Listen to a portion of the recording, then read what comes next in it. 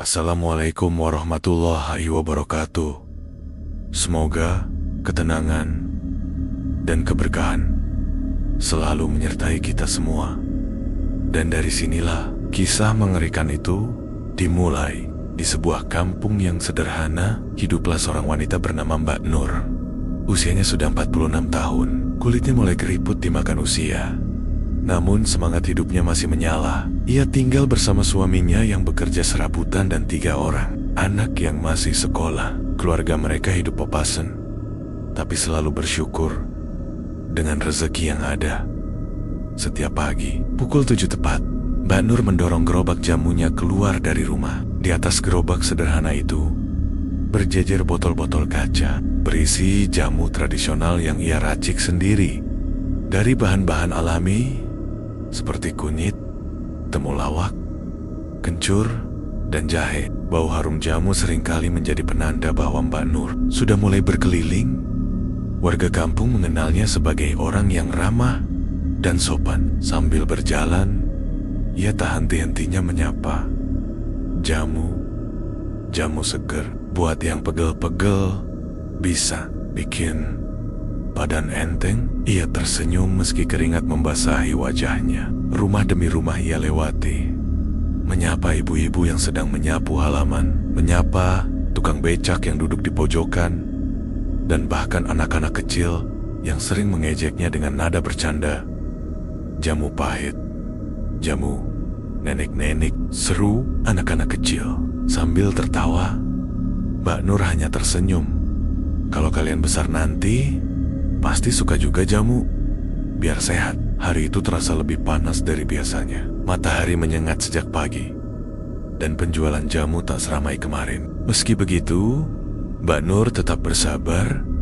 Ia tak pernah mengeluh. Setelah hampir separuh hari berkeliling, ia duduk sebentar di bawah pohon rindang untuk beristirahat. Sesekali, ia meneguk air putih dari botol plastik yang dibawanya. Nafasnya terengah pelan. Menjelang sore, sekitar pukul 4:30, ia memutuskan untuk pulang. Kakinya pegal dan dagangannya tinggal sedikit. Ia melintasi jalan pintas yang melewati sebuah perempatan tua yang agak sepi. Biasanya, orang-orang enggan lewat situ menjelang maghrib karena katanya angker. Tapi Mbak Nur sudah biasa lewat sana. Toh belum malam, namun saat melintasi perempatan itu, matanya menangkap sesuatu di pinggir jalan. Ia berhenti mendorong gerobak, lalu memperhatikan benda itu lebih dekat. Ternyata selembar uang Rp500 yang tergeletak begitu saja. Sedikit berdebu, Mbak Nur mengernyit. Uang itu tampak seperti baru, bersih, dan tidak sobek. Ia menoleh ke kiri dan kanan, tapi jalanan sepi. Tak ada satupun orang yang lewat. Ia berpikir sejenak, uang siapa ya ini? Kok bisa ada di sini? Awalnya ia ragu, tapi kemudian ia mendekat dan memungut uang itu. Ia genggam erat dan memasukkannya ke dompet. Hatinya gelisah, tapi ia mencoba mengabaikannya. Ia kembali mendorong gerobak dan bergegas pulang, mencoba menenangkan hatinya sendiri.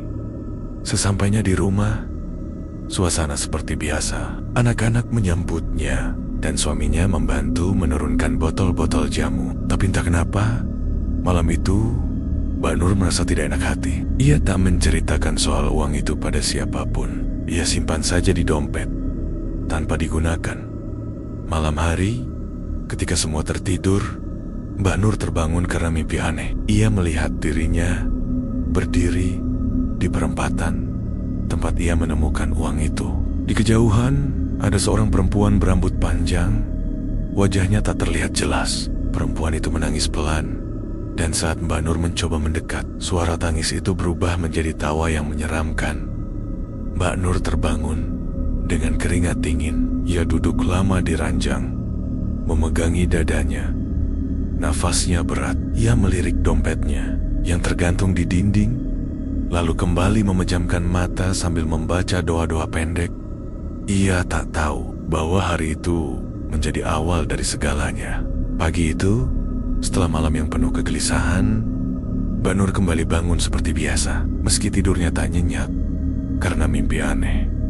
ia tetap berusaha tegar. Ia berwudu, lalu salat subuh, dan setelah itu mulai menyiapkan dagangan jamunya seperti rutinitas sehari-hari. Dari dapur terdengar suara-suara anaknya yang sedang bersiap sekolah. Suaminya membantu mengangkat botol-botol jamu ke atas gerobak. Namun kali ini ada yang berbeda. Hati Mbak Nur terasa berat, seakan ada beban tak kasat. Mata yang mengikuti sejak ia membuka mata. Ia kembali teringat mimpi semalam perempuan misterius di perempatan itu. Tangisan, kemudian tawa, dan kabut yang menelan semuanya. Saat hendak berangkat, tangannya sempat menyentuh dompet. Ia membuka perlahan dan memandangi uang Rp500 yang kemarin ia temukan. Uang itu terlihat biasa saja, tidak berubah warna ataupun bau.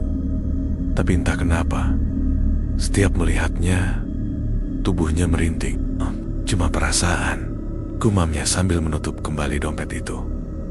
Ia mendorong gerobak jamunya seperti biasa. Namun anehnya, hari itu suasana terasa lebih sepi. Pelanggan yang biasanya menyapa, kini hanya melirik.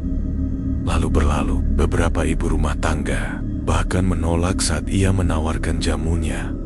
"Mbak, maaf ya, lagi gak enak badan, gak beli dulu," ujar Bu Siti, pelanggan tetapnya. Mbak Nur hanya tersenyum. Ia tak mau berpikiran buruk. Tapi kejadian seperti ini berulang sepanjang pagi hingga siang. Jamu yang biasanya habis dalam 2 atau 3 jam, kini masih tersisa hampir setengahnya. Saat duduk beristirahat di dekat warung kosong, Mbak Nur kembali merenung. Apa ini ada hubungannya sama uang kemarin? Bisiknya dalam hati. Namun logika kembali menepis. Masa sih uang bisa bikin rezeki mandek? Ia mencoba tetap positif, berpikir mungkin hari ini memang sedang sepi pembeli. Tapi di dalam hatinya kegelisahan makin membesar. 2 hari pun berlalu. Uang itu masih tetap berada di dalam dompet. Setiap Mbak Nur hendak menggunakannya, tangannya selalu ragu. Tapi kebutuhan rumah tak bisa ditunda terus. Bahan-bahan jamu mulai habis, dan uang hasil jualan kemarin hanya cukup untuk kebutuhan makan sehari-hari.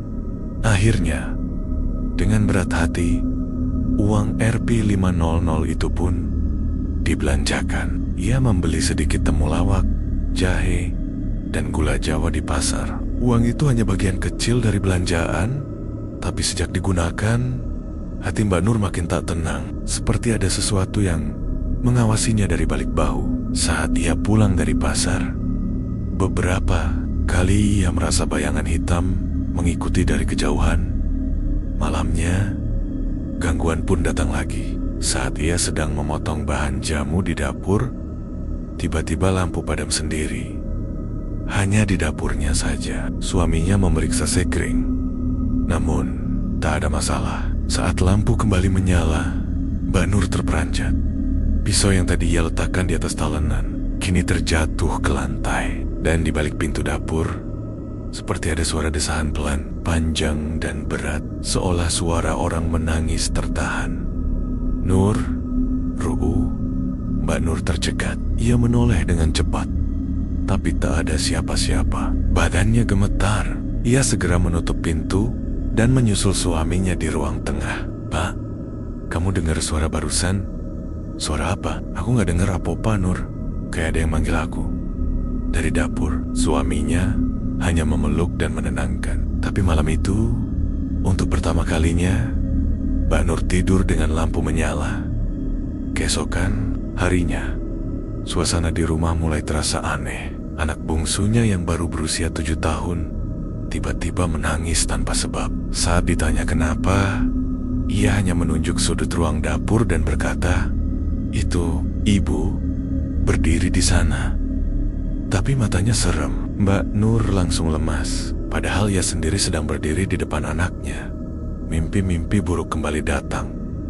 Kali ini lebih menyeramkan. Ia kembali bermimpi berada di perempatan, tapi kini sosok perempuan itu berdiri sangat dekat. Wajahnya rusak, penuh darah, dan matanya kosong. Ia menunjuk langsung ke dada Mbak Nur dan berbisik, "Itu milikku." Mbak Nur terbangun dengan nafas terengah. Keringat membasahi seluruh tubuhnya. Tangannya gemetar. Ia merasa ada sesuatu yang salah, sesuatu yang jahat sedang mengincarnya. Tapi semua sudah terlambat karena pintu dunia mereka kini telah terbuka lewat uang 500 yang seolah sepele, namun ternyata adalah jembatan antara dunia nyata dan dunia kelam. Pagi ketiga setelah uang misterius itu digunakan, suasana di rumah Mbak Nur mulai terasa tidak seperti biasanya. Udara di dalam rumah yang biasanya hangat dan nyaman kini dingin dan lembab. Meskipun matahari di luar bersinar terang, bau jemut yang biasanya harum pun seperti berubah ada aroma anyir samar yang tak bisa dijelaskan. Mbak Nur bangun dengan tubuh pegal dan kepala berat. Di cermin, wajahnya tampak pucat dan matanya cekung, seperti kurang tidur. Padahal malam sebelumnya, ia tidur cukup awal. Tapi tidur Mbak Nur tidaklah tenang. Mimpi buruk itu datang lagi. Sosok perempuan berambut panjang kini tidak hanya berdiri diam, tapi merangkak ke arahnya. Mulutnya menganga, dan dari dalamnya keluar suara tangis dan tawa bersamaan menakutkan, memekakkan telinga. Pagi itu, Mbak Nur tak langsung berjualan. Ia merasa tidak enak badan. Suaminya menyarankan untuk istirahat, tapi Mbak Nur tetap memaksakan diri. Kalau aku nggak jualan, nanti kita makan apa? Katanya sambil mencoba tersenyum. Dengan sisa tenaga, ia mendorong gerobak jamunya keluar rumah. Namun baru berjalan beberapa langkah, ia merasa pundaknya berat, seperti ada yang menempel. Kakinya juga terasa lemas, tapi ia tetap berjalan pelan-pelan, melewati gang demi gang, berharap bisa menjual sedikit jamu untuk kebutuhan hari itu. Warga kampung mulai memperhatikan perubahan pada diri Mbak Nur. Beberapa ibu-ibu berbisik saat melihat wajahnya yang pucat dan tatapannya kosong. Loh, Mbak Nur kelihatan beda ya, kayak orang sakit. Iya, padahal kemarin-kemarin masih segar. Saat berjualan, Mbak Nur beberapa kali kehilangan fokus. Ia sempat salah mencampur jamu dan malah memberi pelanggan jamu pahit, padahal minta yang manis. Ia pun minta maaf dan tersenyum, tapi senyumannya terlihat kaku, seperti dipaksakan. Pelanggan itu merasa tidak enak hati dan pergi tanpa banyak bicara. Saat ia sampai di perempatan tempat ia menemukan uang itu, tubuhnya tiba-tiba berhenti sendiri. Tangan dan kakinya kaku, dan dadanya berdebar kencang. Matanya secara tidak sadar memandangi satu titik di aspal. Di sana, seperti ada jejak darah kecil merah gelap dan membentuk garis yang memanjang ke semak-semak. Tidak, ini cuma ilusi, bisik Mbak Nur sambil memejamkan mata.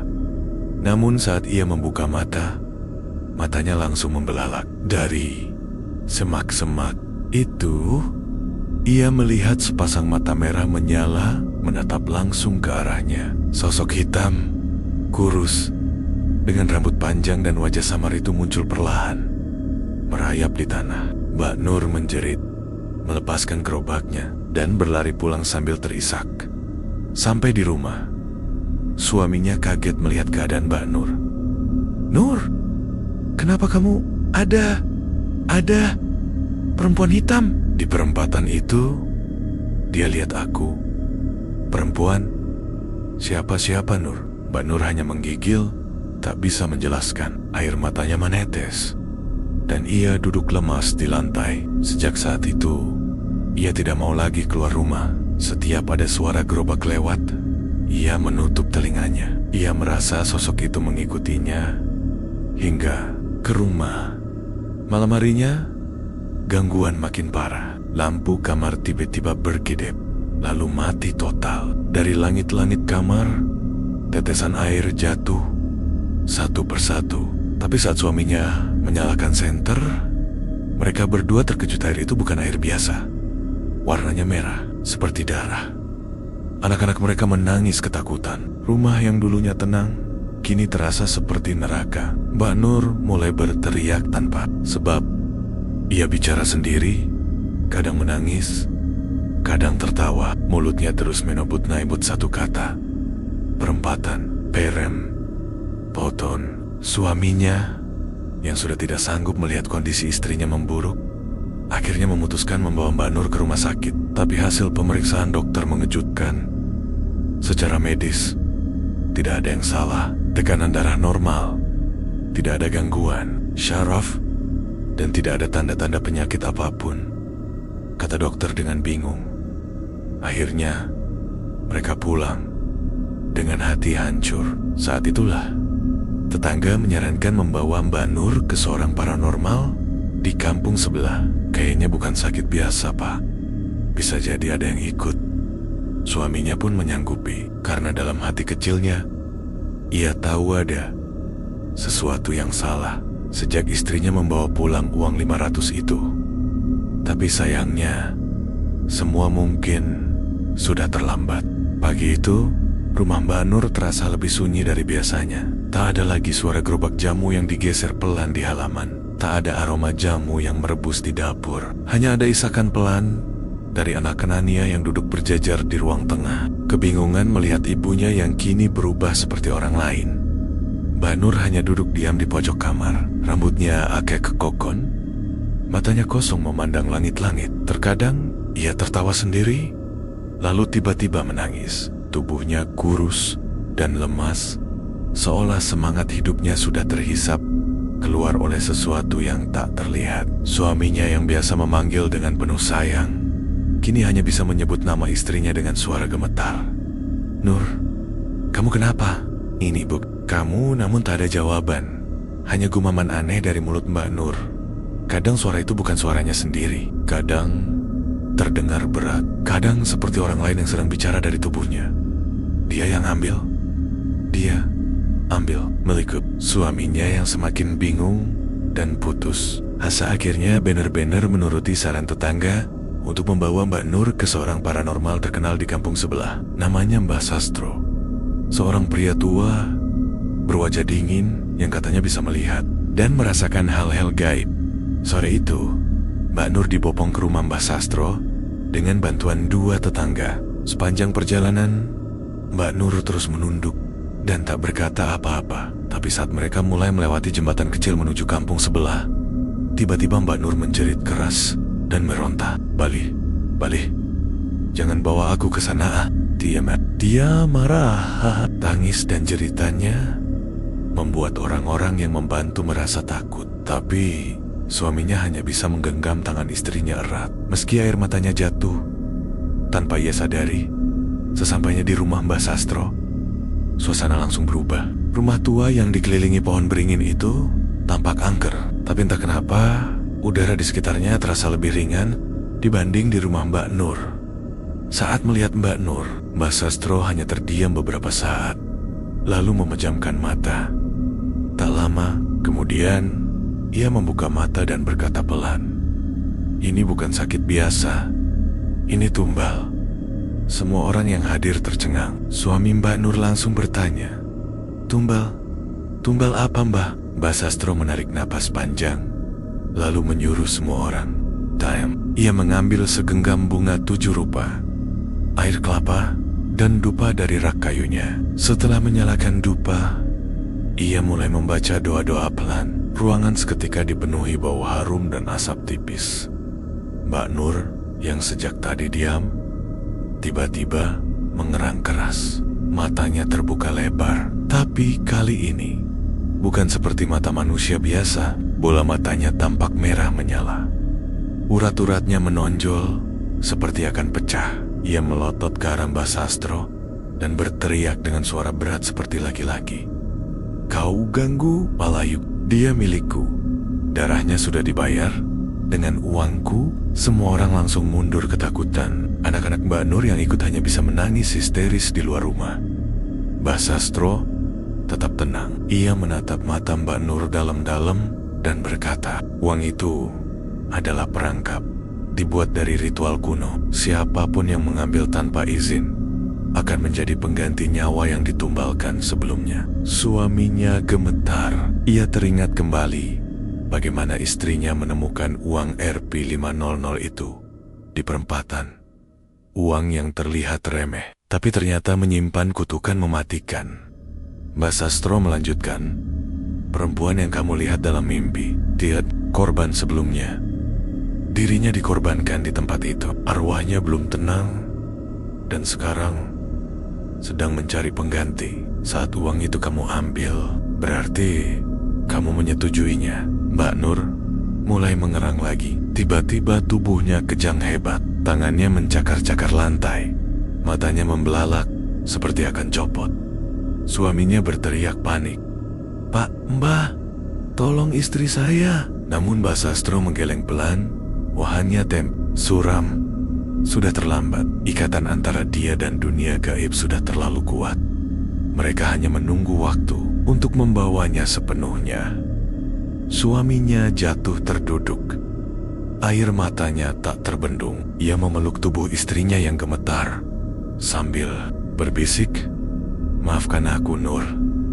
Andai waktu bisa diulang, tapi waktu tak pernah bisa diulang. Dan pilihan kecil bisa membawa malapetaka yang besar. Malam itu, Mbak Nur dibawa pulang ke rumah. Tubuhnya lemas, tapi matanya masih terbuka lebar. Ia hanya diam, tak tidur, tak bicara, hanya menatap lurus ke langit-langit. Dan sekali-sekali matanya berubah menjadi merah membara. Sejak dibawa pulang dari rumah Mbak Sastro, kondisi Mbak Nur tidak membaik. Malah semakin hari, keadaannya makin mengkhawatirkan. Ia sudah tidak bisa diajak bicara. Mulutnya selalu bergumam pelan dengan kata-kata yang tak dimengerti siapapun. Kadang tertawa sendiri, kadang menyanyi dengan nada yang membuat bulu kuduk berdiri.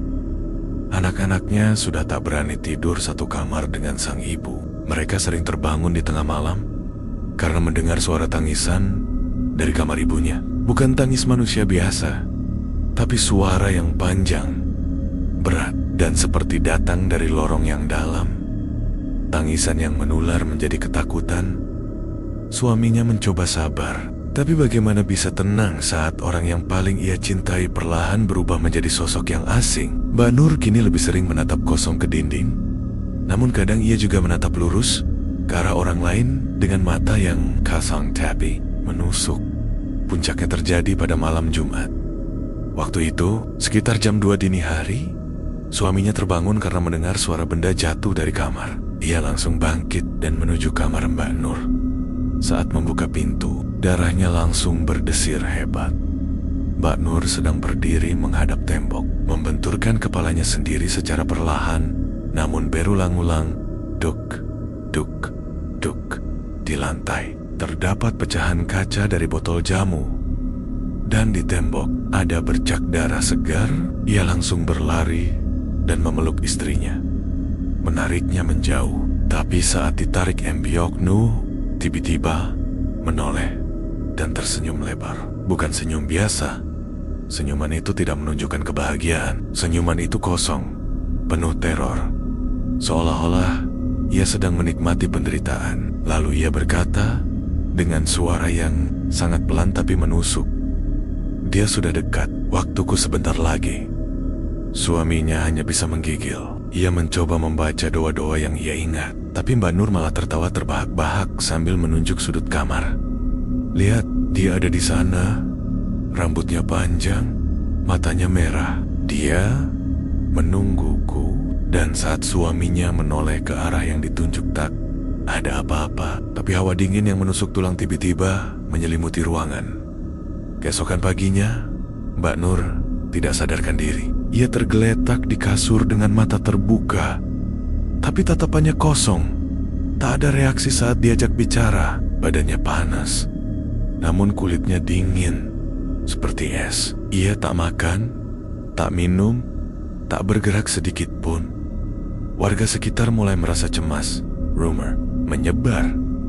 Banyak yang percaya bahwa Mbak Nur telah dimiliki oleh sesuatu yang bukan dari dunia ini. Ada yang bilang ia sedang diambil pelen-pelen oleh arwah perempuan yang menginginkan tumbal. Ada juga yang bilang uang 500 yang ditemukan itu adalah bagian dari perjanjian.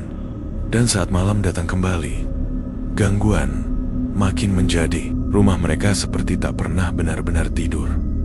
Selalu Terdengar suara langkah kaki dari dapur. Lampu menyala dan mati sendiri. Bau anyir darah sering tercium meski tidak ada luka ataupun binatang mati di sekitar rumah. Malam itu, anak pertama Mbak Nur yang berusia 14 tahun menjerit histeris dari kamar. Ia mengaku melihat ibunya berdiri di sudut kamar dengan posisi membungkuk dan kepala menunduk. Tapi saat ia memanggil, sosok itu tidak bergerak sama sekali. Saat suaminya masuk ke kamar, ia menemukan anaknya gemetar di bawah selimut. Tapi Mbak Nur sedang tidur di kamarnya sendiri. Lalu, siapa yang berdiri di kamar anakku tadi? Pikirnya. Ngeri. Keesokan harinya, keluarga itu memutuskan untuk membakar dupa dan mengadakan doa bersama. Tapi bahkan saat doa berlangsung, lampu tiba-tiba padam dan terdengar suara gelas pecah dari dapur, padahal tak ada orang di sana. Suaminya sudah tak tahu harus berbuat apa lagi. Ia hanya bisa menangis, menatap istrinya yang terbaring di atas kasur. Tubuhnya semakin kurus dan kulitnya tampak pucat, keabu-abuan. "Nur, bertahanlah.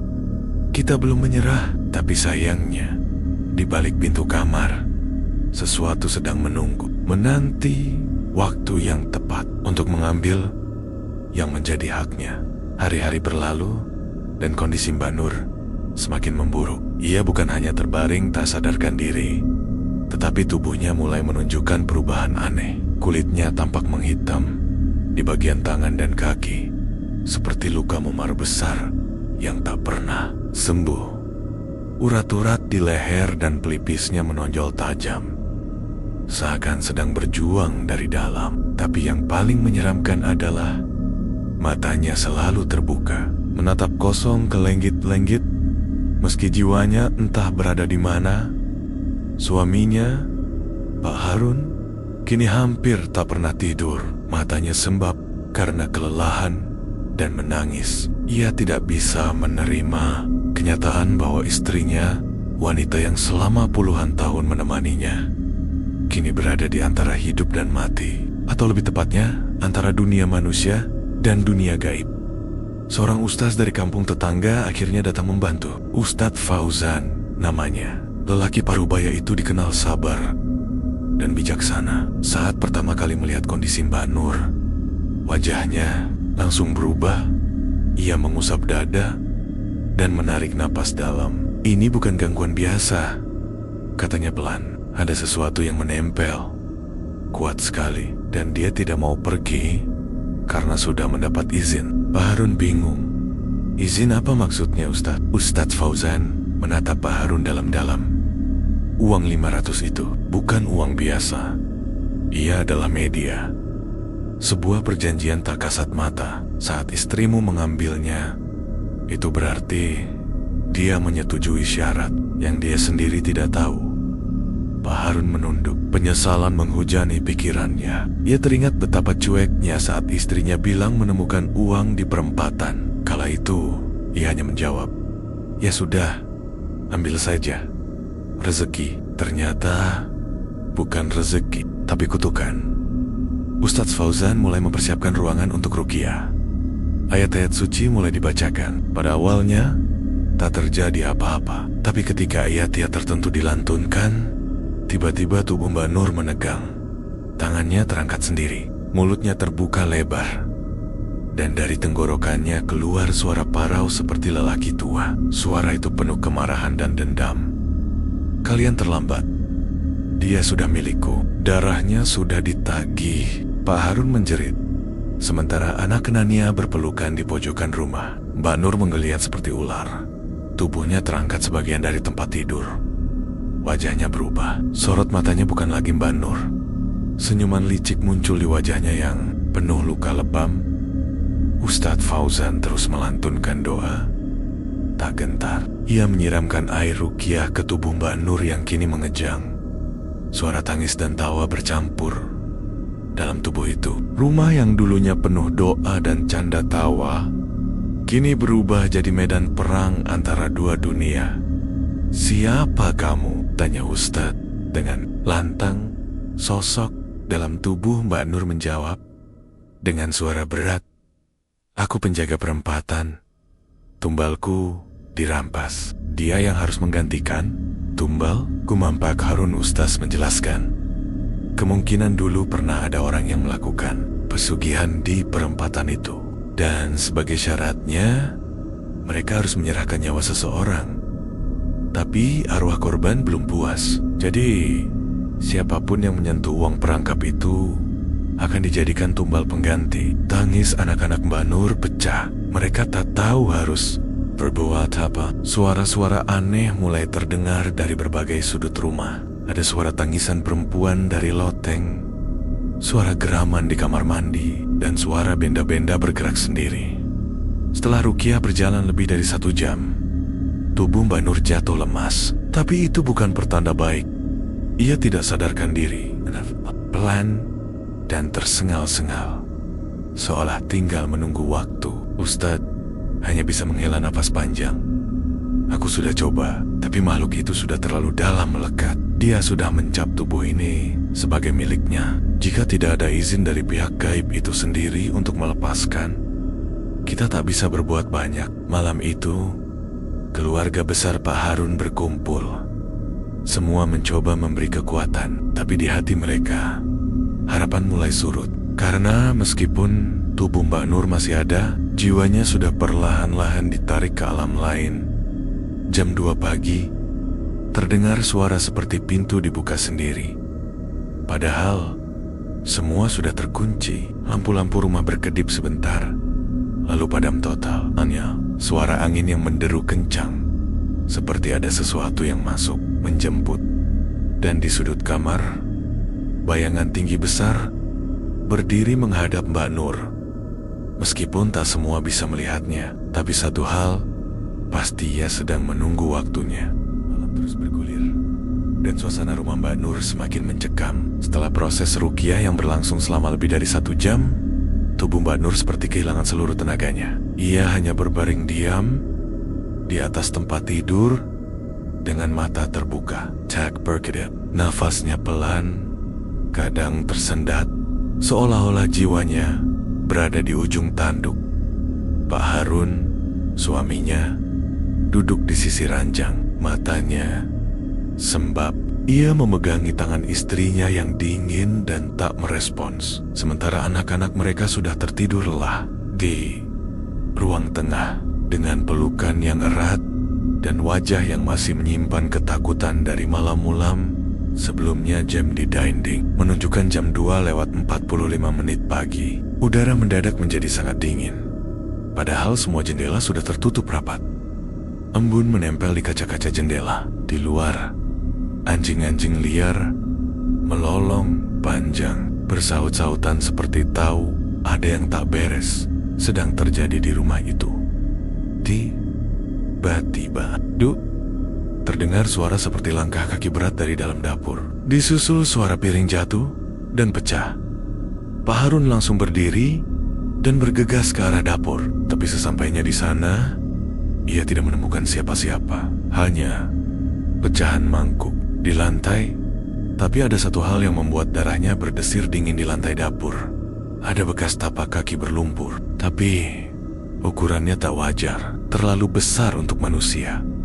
Ia menelan ludah.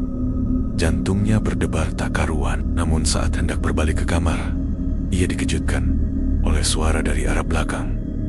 Waktunya sudah tiba. Pak Harun sontak menoleh, tapi tidak ada siapapun. Hanya suara angin tipis yang mengalun di antara sela-sela dinding rumah kayu itu. Dengan langkah berat dan gemetar, ia kembali ke kamar. Tapi apa yang ia lihat membuatnya lemas seketika. Mbak Nur, yang semula terbaring, kini duduk tegak di ranjang. Wajahnya menunduk, rambutnya terurai menutupi muka. Tangan dan kakinya lunglai, seperti tidak punya tulang. Matanya tetap terbuka lebar, dan dari sudut bibirnya menetes cairan hitam pekat seperti darah yang membusuk. Pak Harun memanggil, "Nur?" Namun Mbak Nur tidak menjawab. Ia hanya perlahan mengangkat kepalanya dan memperlihatkan wajahnya. Wajah itu bukan lagi wajah manusia. Kulitnya pucat kebiruan, urat-urat menghitam, menjalar ke seluruh muka. Matanya merah membara seperti bara api. Dan dari mulutnya terdengar suara berat, bukan suara perempuan, bukan pula suara istrinya. Perjanjiannya selesai, tumbal diterima, nyawa diganti. Pak Harun mundur 2 langkah, suaranya tercekat, tangannya gemetar. "Enggak, jangan ambil istri saya mohon." Namun makhluk dalam tubuh Mbak Nur hanya tersenyum menyeringai. Ia memiringkan kepala dan berkata, "Satu nyawa untuk satu perjanjian. Kau sudah tahu sejak awal, manusia selalu tamak." Lalu, perlahan-lahan, tubuh Mbak Nur roboh ke belakang. Napasnya terputus. Hening. Pak Harun berlari memeluk tubuh istrinya yang sudah dingin. Ia mengguncang bahu Mbak Nur sambil menangis sejadi-jadinya. "Nur, bangun Nur. Ini Harun, suamimu. Anak-anak masih butuh kamu." Tapi tak ada jawaban. Tubuh itu telah kosong. Jiwanya telah diambil. Subuh pun datang. Azan berkumandang dari masjid kampung. Tapi rumah Pak Harun justru diselimuti kabut duka. Warga satu persatu berdatangan begitu mendengar kabar duka tersebut. Mereka menyangka Mbak Nur meninggal karena sakit. Namun, hanya orang-orang terdekat dan Ustadz Fauzan yang tahu bahwa ada kisah kelam di balik kematian itu.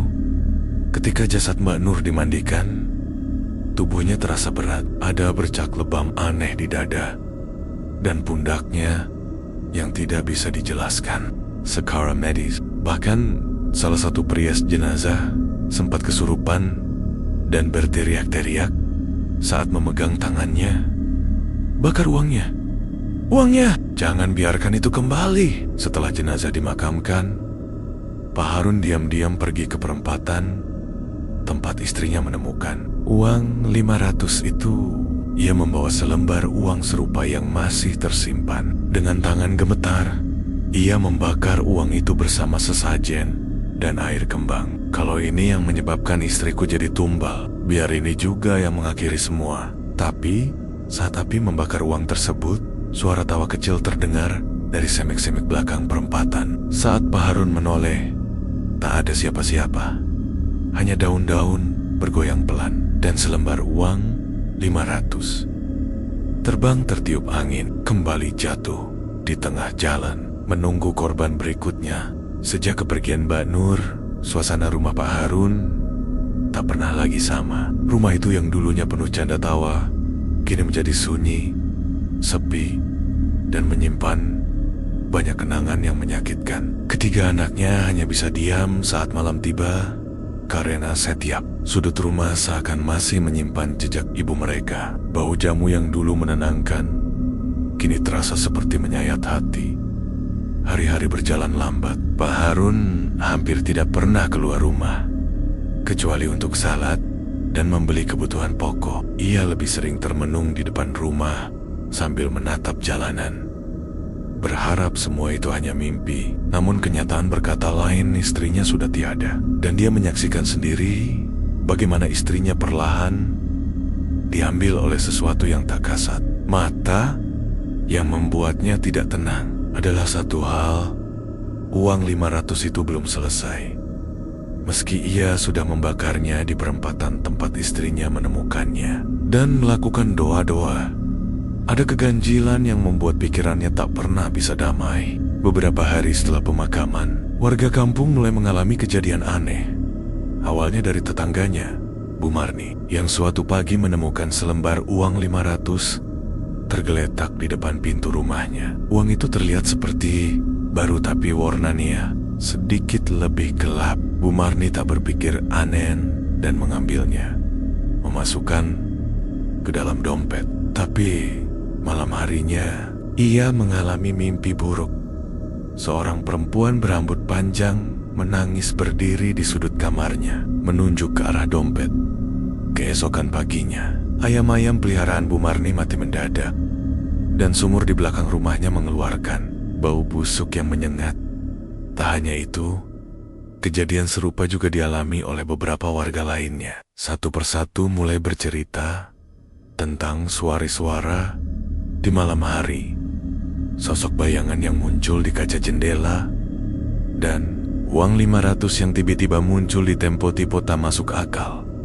Warga mulai ketakutan. Akhirnya, Ketua RT bersama beberapa tokoh kampung memanggil kembali Ustaz Fauzan dan Mbah Sastro. Mereka berkumpul di musala kecil dekat perempatan tempat awal mula segalanya bermula. Di sana, Ustaz Fauzan memulai pembicaraan. Perempatan itu tidak sembarangan. Puluhan tahun lalu, pernah ada yang melakukan pesugihan di situ. Konon katanya, syaratnya harus menanam uang darah, yaitu uang yang pernah dicelupkan ke darah manusia, lalu ditinggalkan di tempat gelap. Siapapun yang mengambil akan menjadi pengganti tumbal. Warga terdiam, tak menyangka bahwa selama ini mereka hidup begitu dekat dengan tempat penuh kutukan. Pak Harun dengan mata yang sembab angket Baikara. Saya sudah kehilangan istri saya, tapi kenapa ini masih berlanjut, Ustadz? Bukankah uang itu sudah saya bakar? Mbah Sastro menggeleng pelan. Mas Harun, uang itu bukan benda biasa. Ia seperti benih kutukan. Dibakar satu, akan tumbuh yang lain. Selama tempat itu masih berisi, dia akan terus mencari satu tumbal. Belum cukup, semua yang hadir terdiam. Rasa ngeri menyelimuti mereka. Akhirnya diputuskan bahwa mereka harus melakukan ritual pembersihan di perempatan itu. Semua warga dilarang melintas di sana saat maghrib hingga subuh, dan semua yang pernah mengambil uang aneh disarankan untuk mengembalikannya ke perempatan, lalu ikut dalam doa bersama. Malam itu, dengan ditemani penerangan dari obor dan lampu petromak, warga berkumpul di sekitar perempatan. Mbah Sastro menyiapkan sesajen, air kelapa, bunga 7 rupa, dan kemenyan. Ustadz Fauzan membacakan doa-doa dan ayat-ayat suci, sementara warga bergantian membaca Yasin. Udara malam itu berat, angin tidak berhembus sama sekali, seolah semua makhluk menahan napas. Tiba-tiba, saat doa mencapai bagian akhir, terdengar suara jeritan perempuan dari tengah perempatan. Jeritan itu panjang, memilukan, lalu berubah menjadi tawa yang mengerikan. Angin langsung berhembus kencang, membuat api obor berkibar tak menentu. Beberapa warga menutup telinga, beberapa lagi gemetar ketakutan. Mbah Sastro berdiri tegap dan berteriak, "Arwah yang tersesat, pergilah. Jangan lagi menuntut tumbal dari kami." Kemudian ia menaburkan bunga ke tengah jalan dan menyiramkan air kelapa ke tanah. Tiba-tiba, api kemenyan padam sendiri dan udara perlahan menjadi tenang kembali. Tak ada suara, tak ada angin, hanya rasa sunyi yang dalam. Setelah ritual selesai, warga pulang dengan langkah pelan. Namun mereka semua tahu bahwa meskipun malam itu terlihat tenang, kutukan tidak benar-benar hilang. Hanya diam, menunggu, dan jauh di semak-semak saat semua orang sudah pergi, selembar uang 500 kembali melayang pelan ditiup angin, lalu jatuh di tengah jalan, menunggu siapapun yang cukup ceroboh untuk mengambilnya. Beberapa minggu telah berlalu sejak ritual pembersihan dilakukan di perempatan kampung. Warga mulai kembali menjalani aktivitas seperti biasa, meski bayang-bayang kejadian mengerikan tentang Mbak Nur masih membekas kuat di ingatan mereka. Pak Harun kini hidup lebih banyak dalam diam. Ia lebih sering menyendiri, duduk di teras rumah sambil memandangi jalanan sepi di depan. Sesekali ia melihat ke arah perempatan dari kejauhan, dan tiap kali pandangannya tertuju ke sana, bulu kuduknya masih saja berdiri. Meski banyak yang berharap semua telah berakhir, kenyataan berbicara lain. Pagi itu, seorang pemuda bernama Doni, anak rantau yang baru kembali ke kampung untuk mengurus ibunya yang sakit, berjalan melintasi perempatan. Ia baru bangun kesiangan dan buru-buru pergi ke warung untuk membeli sarapan. Saat melewati perempatan, Langkahnya terhenti. Ada selembar uang 500 rupiah di tengah jalan. Uang itu terlihat bersih dan baru, namun warnanya agak gelap dan mencolok. Dari keyuhan, Doni melihat ke kiri dan kanan. Tak ada siapapun, jalan sepi. Hah, rezeki orang malas nih, gumamnya sambil tertawa kecil.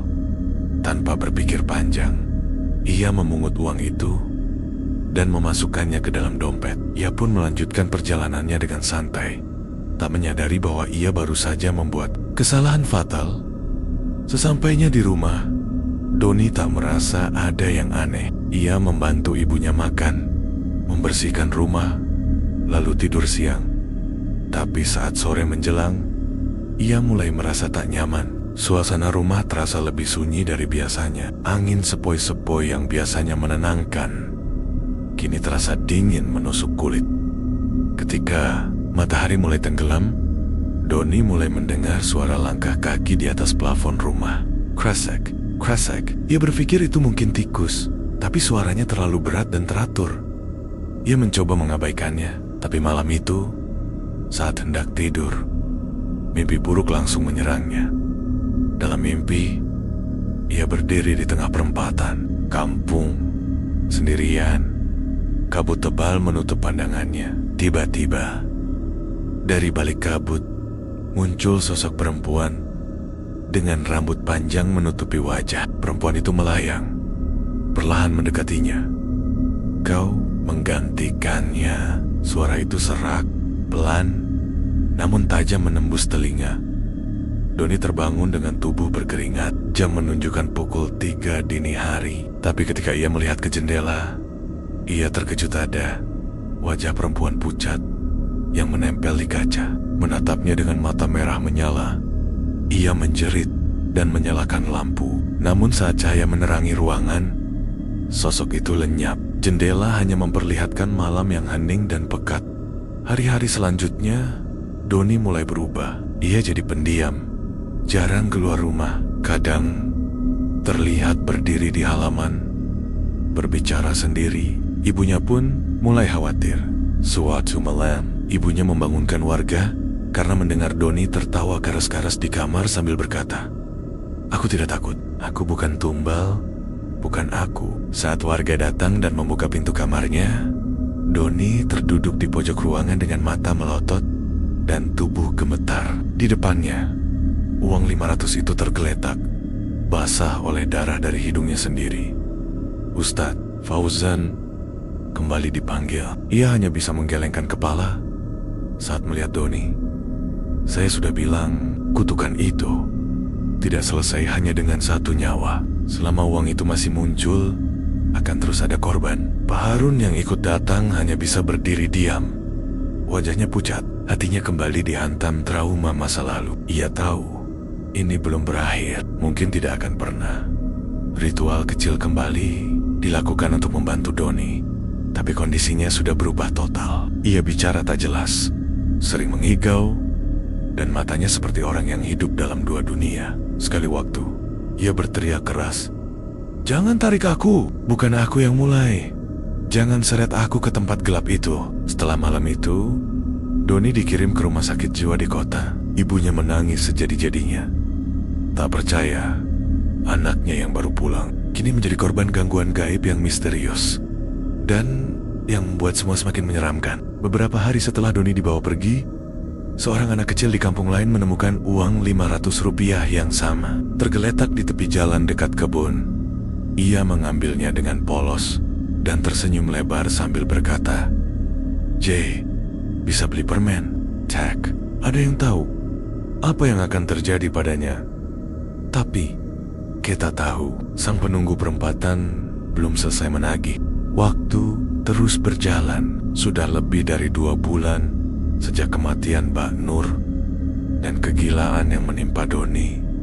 Kampung itu yang dahulu penuh suara anak-anak bermain dan pedagang keliling lewat saban pagi, kini terasa lebih sunyi. Ada rasa takut yang belum reda. Bayang-bayang dari uang 500 yang terkutuk masih menggantung di pikiran warga. Meski begitu, kehidupan harus berjalan. Orang-orang mencoba melanjutkan aktivitas mereka seperti biasa. Namun, setiap kali melewati perempatan itu, tak satu pun dari mereka berani menatap lurus ke arah jalanan tempat Mbak Nur dulu menemukan uang tersebut. Ada yang memilih memutar jauh, ada yang buru-buru melewati sambil membaca doa dalam hati. Pak Harun kini hidup dengan 3 anaknya, mencoba bangkit walau luka kehilangan istrinya masih sangat dalam. Ia mulai sering datang ke masjid, lebih banyak berdoa, dan menjauhkan diri dari hal-hal duniawi yang dulu sempat ia banggakan. Ia tahu semuanya bermula dari satu hal sederhana, keserakahan terhadap hal yang bukan miliknya. Suatu sore, kampung digegerkan lagi. Seorang anak kecil, Nita, ditemukan menangis ketakutan di dekat kebun belakang rumahnya. Saat ditanya kenapa, ia hanya menunjuk kantong celananya dan berkata dengan suara pelan, uangnya. Marah. Warga pun memeriksa isi kantong anak itu. Dan seperti dugaan terburuk mereka, selembar uang 500 rupiah dengan noda merah samar di bagian ujungnya, terlipat rapi dan basah oleh air yang tak jelas asalnya. Berita ini membuat Ustadz Fauzan dan Mbah Sastro kembali turun tangan. Mereka berkumpul dengan tokoh-tokoh kampung dan memutuskan satu hal, perempatan itu tidak boleh dibiarkan berdiri seperti itu lagi. Mereka sepakat akan meratakan tanah tempat perempatan itu berada, menutupnya dengan pasir dan batu, dan membangun sebuah musala kecil di atasnya. Musala itu nanti akan digunakan sebagai tempat salat dan doa bersama, dengan harapan tempat itu tidak lagi menjadi sarang kutukan. Beberapa warga menolak awalnya, takut jika membongkar tempat kutukan justru memperparah keadaan. Namun dengan hati-hati dan doa yang terus mengalir, akhirnya pekerjaan dimulai. Selama proses penggalian, para pekerja menemukan sesuatu yang mengejutkan. Sebuah kendi tanah liat tua terkubur persis di tengga-tengga perempatan. Saat kendi itu dibuka, isinya adalah kumpulan uang logam dan lembaran uang lusuh. Sebagian sudah sobek dan benda-benda aneh seperti rambut dan potongan kuku. Ustadz Fauzan langsung menutup kendi itu dan memerintahkan untuk membawanya ke sungai besar untuk dilarung dengan ritual tertentu. Sebelum dilarung, ia memimpin doa bersama yang diikuti puluhan warga. Mereka membaca Yasin, tahlil, dan istighfar berulang-ulang. Ketika kendi itu akhirnya dilempar ke tengah arus sungai, langit yang semula cerah berubah mendung. Angin berhembus kencang dan dari kejauhan terdengar suara gemuruh. Namun perlahan-lahan suasana kembali tenang. Air sungai mengalir normal dan cahaya matahari menembus awan dengan hangat. Warga kampung bersujud syukur. Beberapa bulan kemudian, musala kecil berdiri megah di atas bekas perempatan. Setiap malam Jumat, warga berkumpul membaca doa dan berzikir. Sejak saat itu, tidak ada lagi gangguan aneh. Tidak ada lagi uang misterius yang muncul.